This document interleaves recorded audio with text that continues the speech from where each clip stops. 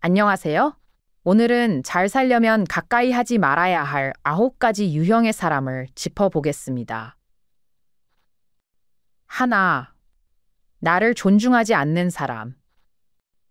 이런 사람은 자신이 뱉은 말에 대해 책임지지 않고 약속을 지키지 않는 사람입니다. 예를 들면 자신이 스스로 누구를 만나게 해주겠다 하곤 결과가 없자 나중에 물어보면 그때 그냥 해본 말이었어 라고 쉽게 넘어갑니다.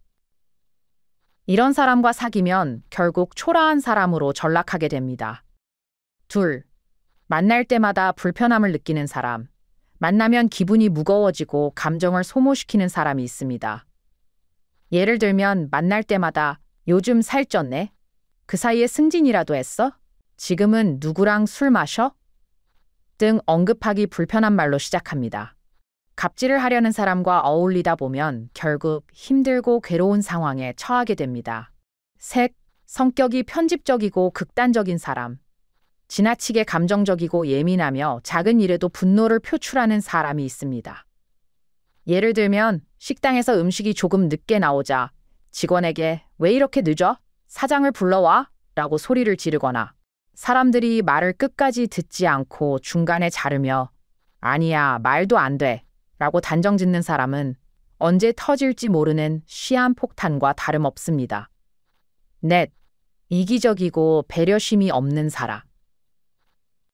타인의 어려움에는 무관심하면서 자신의 이익만 앞세우는 사람이 있습니다. 예를 들면 내가 힘든 일이 있어 도움을 구하면 핑계를 대고 들어주지 않지만 정작 본인에게 어려운 일이 생기면 어쩌다 하는 부탁이라고 강압적으로 도움을 요구합니다. 이러한 관계는 친구로 이어질 가능성이 없습니다. 다섯, 최소한의 도덕도 없는 사람. 거짓말을 밥 먹듯이 하고 비난을 일삼으며 자신의 이익을 위해 다른 사람을 이용하는 경우입니다. 이런 사람은 마치 자기가 누군가를 승진시켜준 것처럼 날조하거나 다른 사람의 성과를 자신의 것처럼 포장합니다. 또 유명인을 잘 안다고 하며 서슴없이 사기를 쳐대고 술자리에서는 다른 사람의 험담을 안주 삼아 떠들기도 합니다. 여섯, 부정적이고 건방진 사람. 늘 불평, 불만으로 가득 차 있으며 어떤 상황에서도 긍정적인 면을 찾아볼 수 없습니다. 예를 들어 누가 명문대에 합격했다면 명문대를 졸업해도 백수가 천지여서 별거 아냐 라고 합니다.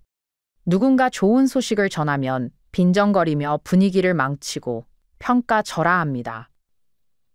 이런 사람과 자리를 함께하면 힘들어지기 마련입니다. 일곱, 충동적이고 자기 감정을 못 다스리는 사람. 변태적인 감정으로 분노와 폭력적 행동을 서슴없이 하는 사람이 있습니다. 예를 들어 작은 말다툼에도 분통을 터뜨리고 주변의 물건들을 마구 집어 던지며 폭력을 시사합니다. 이런 사람은 신경질적이면서 우발적인 행동이 동반되기에 예기치 못한 엄중한 사태를 초래할 수 있습니다. 여덟, 겉과 속이 다른 음흉한 사람. 겉으로는 친절하고 너그러운 태도를 보이며 신뢰를 얻으려 하지만 이면에는 자신의 이익을 위해 남을 이용하려는 의도가 깔려 있습니다. 이런 사람의 특징은 궁핍함을 감추고 밥을 잘 사주며 사소한 선물로 허세를 부립니다. 그리고 유력한 사람들과 친구라고 자랑을 곁들여 사람들의 신용을 쌓게 됩니다. 그러다가 기회가 되면 금전적 손해를 끼치거나 약점을 이용하여 비리를 저지르기도 합니다. 아홉, 거짓말이 일상인 사람. 거짓말과 허위로 자신을 꾸미며 다른 사람들을 속입니다. 학력, 경제력, 인맥 등 모든 것을 과장이나 허위로 날조해 타인을 유혹하여 금전적 이익을 취하거나 사기를 치기도 합니다. 예를 들어 누구를 만나게 해준다고 돈을 갈취하거나 투자를 알선하여 준다고 사업 추진 명목으로 돈을 뜯어내기도 합니다. 이처럼 멀리해야 할 9가지 유형의 사람들에 대해 살펴보았습니다. 우리의 삶은 인간 사회 속에서 이루어지며 사람들과의 만남은 때로는 인생을 송두리째 바꿔놓을 수도 있습니다. 세상에서 가장 큰 리스크가 바로 인간관계라고 해도 과언이 아닐 것입니다. 태어나는 것은 우리의 선택이 아니지만 인연은 우리가 내린 선택에 따른 결과라고 말할 수 있습니다. 때로는 어쩔 수 없는 관계도 있겠지만 내 삶의 질은 누구와 얼마나 깊게 엮이느냐에 따라 달라집니다. 위에 언급된 유형의 사람들과는 방화벽을 쌓고 방심하지 않는 것이 중요합니다. 감언이설에 휘둘리지 않고 선물이나 접대에 흔들리지 않는 것이 바람직합니다.